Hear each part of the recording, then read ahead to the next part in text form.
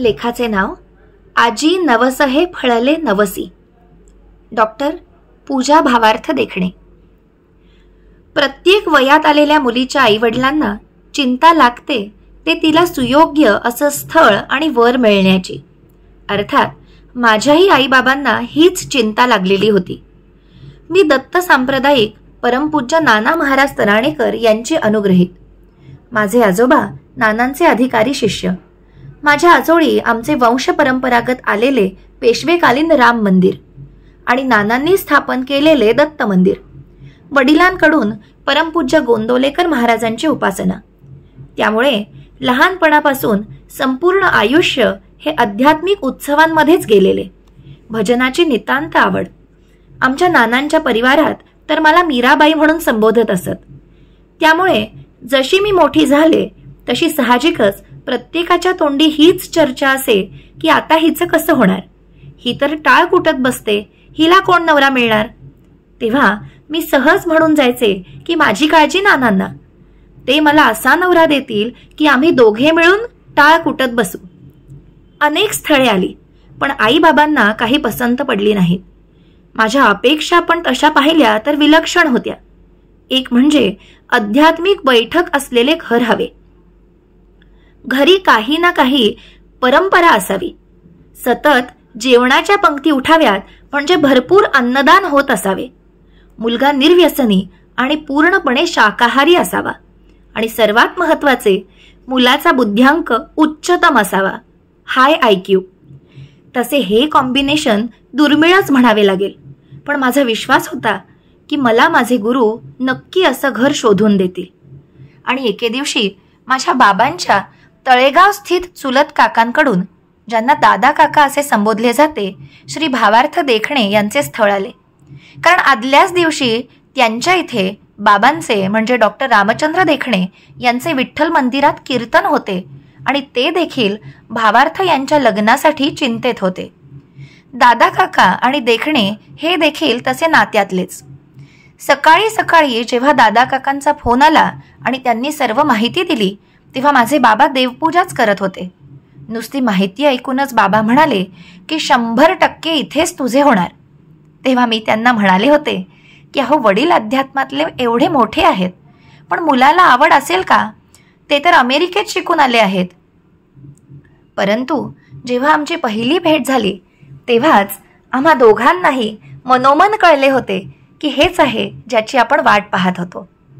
मी नेहमी म्हणते की कोणाला जर खरी गुरुकृपा काय आहे हे पाहायचे असेल तर त्यांनी माझे उदाहरण पाहावे. आमच्या लग्नात मी उखाणा घेतला होता, नाना चरणी मांडली पूजा, नाना चरणी मांडली पूजा तोषले गुरुतत्व, नाना चरणी मांडली पूजा तोषले गुरुतत्व, त्यांनी दिले भावार्थ आणि पूजेला आले पूर्णत्व. भावार्थांचे आत्तापर्यंतचे आयुष्य जर बघितले तर ते चमत्कारांनी भरलेले आहे. भावार्थ हे जात्याच हुशार. घरी वारकरी सांप्रदायिक कीर्तन प्रवचनाची परंपरा असल्याने त्यांनी वय वर्षे 10चे असल्यापासून कीर्तन प्रवचन करायला सुरुवात केली. शालेय वयात असताना त्यांचा ओढा हा जास्त खेळण्याकडे होता. शाळेकडून ते फुटबॉल खेळत असत. साहजिकच अभ्यासात त्यांना विशेष रस नव्हता. इयत्ता 9वीत असताना शाळेने आई वडिलांना बोलवून घेतले होते की याच्या अभ्यासाकडे विशेष लक्ष द्या, नाहीतर याच्यामुळे आमचा 10वीचा निकाल खाली येईल. ज्या मुलाला 9वीत असताना शाळेकडून असे सांगितले जाते तो मुलगा 12वी बोर्डात 7वा क्रमांक मिळवतो यावर कोणाचा विश्वास बसेल. 12वी नंतर त्यांनी प्युअर सायन्स करायचे म्हणून मायक्रोबायोलॉजी हा विषय निवडला. कारण तेव्हा संपूर्ण महाराष्ट्रात त्याच्या केवळ 250 सीट होत्या. मायक्रोबायोलॉजी झाल्यानंतर आगरकर रिसर्च इन्स्टिट्यूटमध्ये रिसर्च फेलो म्हणून त्यांना जॉबही मिळाला. पण तिथे त्यांचे काही मन लागेना. त्यांना सारखे वाटायचे की बंद भिंतींमध्ये काम करण्याचा आपला पिंड नाही. मग त्यांनी MBA करण्याचे ठरवले. त्यासाठी आटमामध्ये उत्तम मार्क मिळवून इन्सर्च कॉलेजला प्रवेश घेतला आणि मग तिथून शिष्यवृत्ती मिळवून अमेरिकेला युनिव्हर्सिटी ऑफ विस्कॉन्सिन मध्ये शिकायला गेले. हे झाले शिक्षण व नोकरीचे. कलेच्या प्रांतात म्हणाल तर वडिलांचा संत व लोकसाहित्याचा अभ्यास, घरी कीर्तन, प्रवचने, व्याख्याने, भारुडे या निमित्ताने विविध साहित्यिक, लोककलावंत, कीर्तनकार इत्यादींचे येणे जाणे, सततचे भारुडांचे कार्यक्रम या सर्वांमध्ये भावार्थांचा लहानपणापासून सहभाग असायचाच. तालवाद्यांची विशेष जाण असल्यामुळे औपचारिक शिक्षण न घेताही संबळ, दिमडी, पखवाज, टाळ, तुतारी इत्यादी वाद्ये ते सहज वाजवायचे. माऊलींच्या पालखी सोहळ्यात स्वतःची दिंडी असल्यामुळे लहानपणापासून त्याच्या संयोजनात सक्रिय सहभाग असायचा आणि कीर्तन प्रवचन रूपी सेवा देखील केली जायची. सॅन फ्रान्सिस्को येथे झालेल्या पहिल्या विश्व मराठी साहित्य संमेलनात भव्य ग्रंथदिंडीच्या आयोजनाची जबाबदारी वयाने लहान असूनही भावार्थ यांच्यावरच सोपवली होती. आमच्या लग्नानंतर एकमेकांच्या साथीमुळे त्यांच्या या कलागुणांना अधिक बहर आला. मुळात आम्ही दोघेही बुद्धिजीवी असल्यामुळे प्रत्येक गोष्टीवर चर्चा करून अभ्यासपूर्ण सादरीकरणावर भर देऊ लागलो. मला सर्वात आवडणारे भावार्थ यांचे गुण आणि ज्यामुळेच आत्तापर्यंत त्यांनी यशस्वी वाटचाल केली ते म्हणजे सततचा उत्तमतेचा ध्यास, कोणत्याही सूचनेचे, प्रसंगाचे, घटनांचे चटकन अवलोकन करून त्यानुसार स्वतःच्या कृतीत बदल करणे, परिवर्तनशीलता, त्याबरोबरच नवनवीन गोष्टी शिकण्याची आणि आत्मसात करण्याची वृत्ती. त्यांनी नेहमीच मला बरोबरीचे स्थान दिले आणि माझ्या विचारांचा, सूचनांचा आदर केला.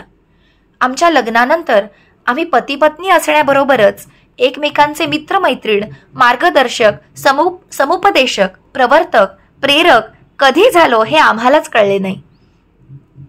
आमच्या बाबांच्या म्हणजे डॉक्टर रामचंद्र देखणे यांच्या आकस्मिक निधनानंतर तर खूपच मोठी जबाबदारी आमच्यावर आली. आमचे लग्न झाल्यानंतरचा पहिलाच आजोबांच्या स्मृतिदिनाचा कार्यक्रम होता. पुण्यातील सर्वांना माहिती आहे की या कार्यक्रमात अनेक प्रसिद्ध गायक, वादक, लोककलावंत आपली सेवा रुजू करतात. हा कार्यक्रम झाल्या रात्री बाबांचे वाक्य होते की आता माझी काळजी मिटली, पूजा आणि भावार्थ सर्व काही समर्थपणे पुढे नेतील. त्यांचे हे वाक्य आम्ही सार्थ ठरवू शकलो याचे मनोमन समाधान वाटते. त्यांच्या जाण्यानंतर आम्हाला खूप वेगळ्या स्तरावर सर्व लोकांनी नेऊन ठेवले. वेगवेगळ्या जबाबदाऱ्या समोर आल्या. महाराष्ट्र शासनाच्या लोकसाहित्य समितीवर भावार्थ यांची सदस्य सचिव म्हणून नेमणूक झाली आणि नुकतीच माऊलींनी भावार्थ यांची आळंदी देवस्थानच्या विश्वस्तपदी नेमणूक करून सेवेची सर्वोच्च संधी आम्हाला दिली. हे सर्व घडत असताना मागे वळून बघितल्यावर असे लक्षात येते की आमच्या सद्गुरूंनी हे सर्व पेलण्यासाठी आमच्याकडून खूप लहान असल्यापासून तयारी करून घेतली आहे. सर्व देणारेही तेच आणि करून घेणारेही तेच. तुकाराम महाराज म्हणतात त्याप्रमाणे, होते बहुत हे दिवस मानसी, आजी नवस हे फळले नवसी, व्हावी भेटी ते जाली गोविंदासी, आता सेवा करीन निश्चयेशी हो. या पुढील आयुष्यात देखील माऊलींनी आमच्याकडून तन, मन, धन आणि बुद्धीने अशीच सेवा करून घ्यावी आणि आम्हास कधीही आपल्या पाया वेगळे करू नये अशी मनोमन प्रार्थना करते आणि लेखाला पूर्णविराम देते.